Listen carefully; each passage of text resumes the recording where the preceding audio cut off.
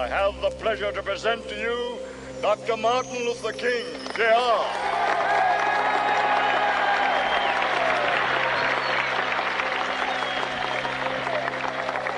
I am happy to join with you today in what will go down in history as the greatest demonstration for freedom in the history of our nation.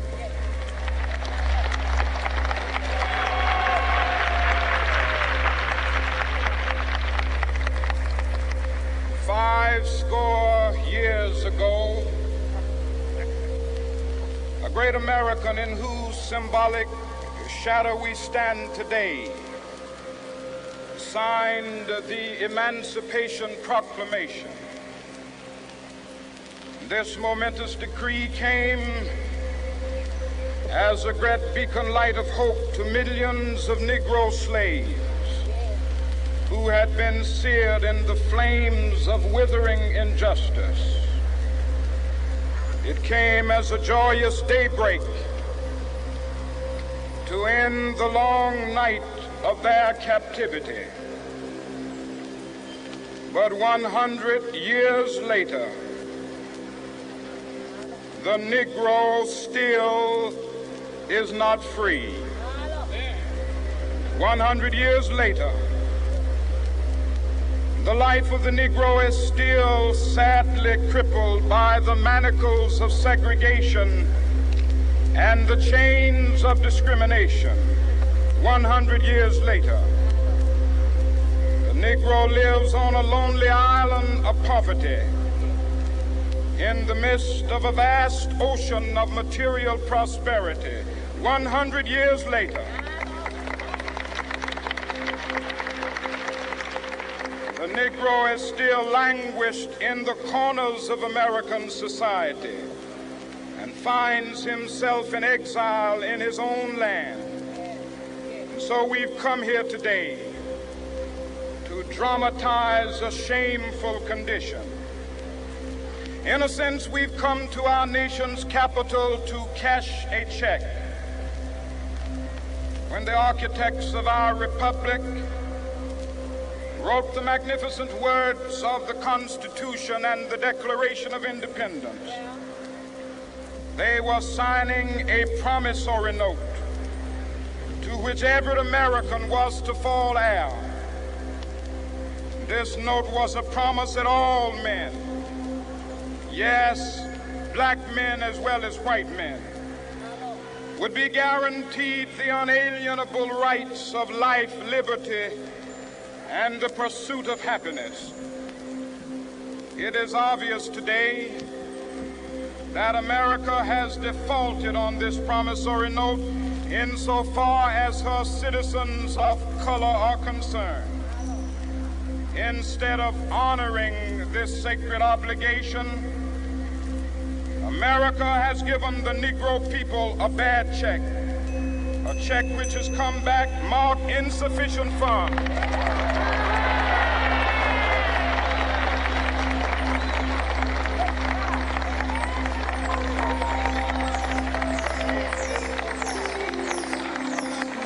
But we refuse to believe that the Bank of Justice is bankrupt.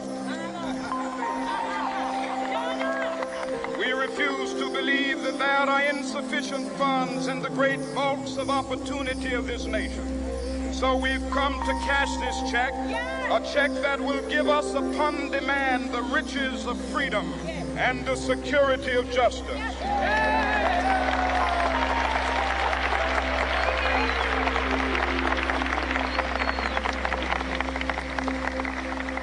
We have also come to this hallowed spot to remind America of the fierce urgency of now.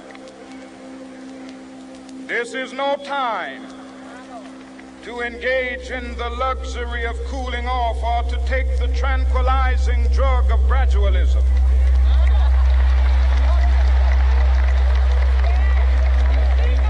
Now is the time to make real the promises of democracy. Now is the time to rise from the dark and desolate valley of segregation to the sunlit path of racial justice. Now is the time to lift our nation from the quicksands of racial injustice to the solid rock of brotherhood. Now is the time to make justice a reality for all of God's children. It would be fatal for the nation to overlook the urgency of the moment. This sweltering summer of the Negro's legitimate discontent will not pass until that is an invigorating autumn of freedom and equality. 1963 is not an end, but a beginning. Those who hope that the Negro needed to blow off steam and will now be content will have a rude awakening if the nation returns to business as usual.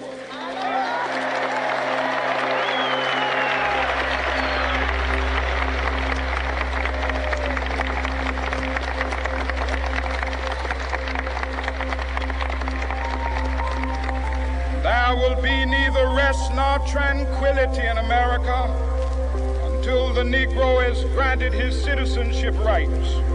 The whirlwinds of revolt will continue to shake the foundations of our nation until the bright day of justice emerges. But that is something that I must say to my people who stand on the warm threshold which leads into the palace of justice. In the process of gaining our rightful place, we must not be guilty of wrongful deeds. Let us not seek to satisfy our thirst for freedom by drinking from the cup of bitterness and hatred.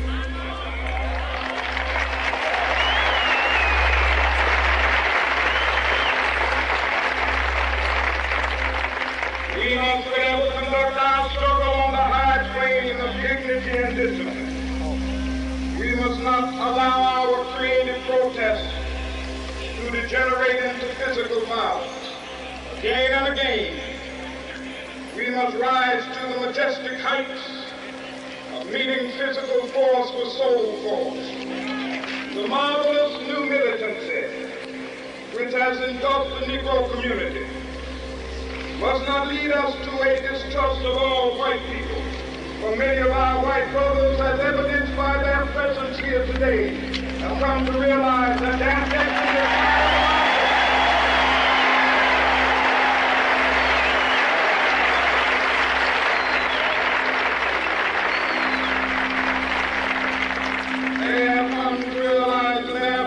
is inextricably bound to our freedom. We cannot walk alone. As we walk, we must make the pledge that we shall always march ahead. We cannot turn back. There are those who are asking the devotees of civil rights, when will you be satisfied? We can never be satisfied as long as the Negro is the victim of the unspeakable horrors of police brutality. We can never be satisfied as long as our body is heavy with the fatigue of travel, cannot gain lodging in the motels of the highways and the hotels of the city.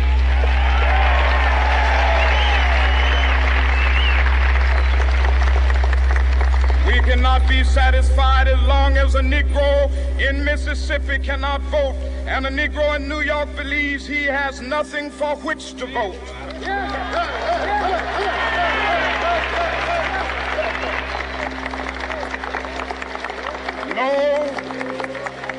No, we are not satisfied, and we will not be satisfied until justice rolls down like waters and righteousness like a mighty stream.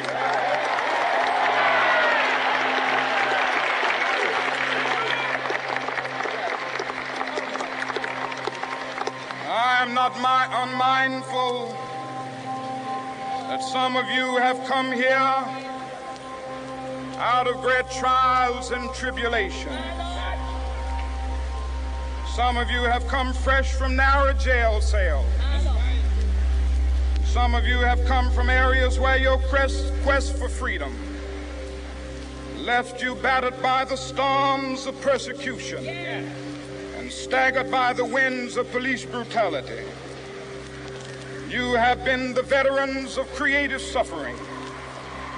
Continue to work with the faith that unearned suffering is redemptive.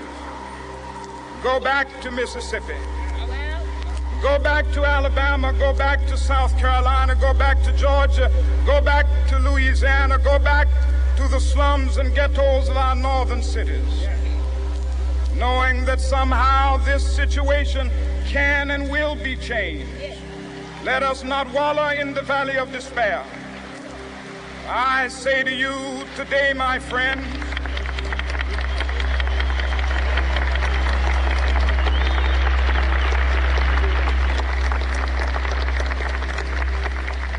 so even though we face the difficulties of today and tomorrow, I still have a dream. It is a dream deeply rooted in the American dream. I have a dream that one day this nation will rise up and live out the true meaning of its creed. We hold these truths to be self-evident, that all men are created equal.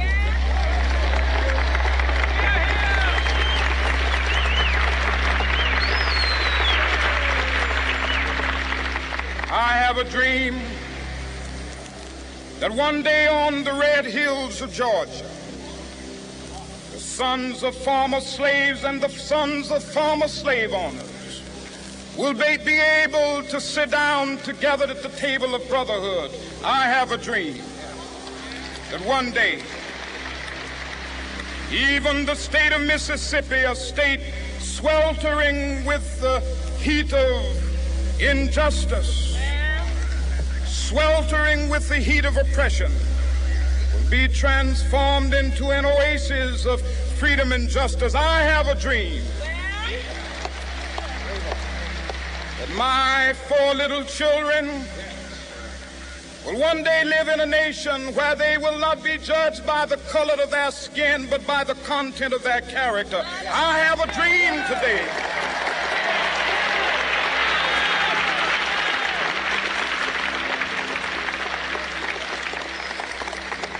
I have a dream that one day down in Alabama, with its vicious racists, with its governor having his lips dripping with the words of interposition and nullification, one day right there in Alabama, little black boys and black girls will be able to join hands with little white boys and white girls as sisters and brothers. I have a dream today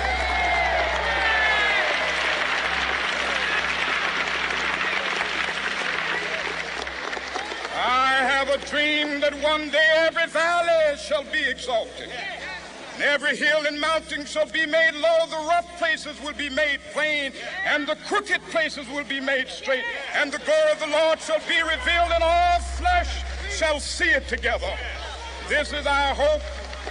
This is a faith that I go back to the South with. With this faith, we will be able to hew out of the mountain of despair a stone of hope.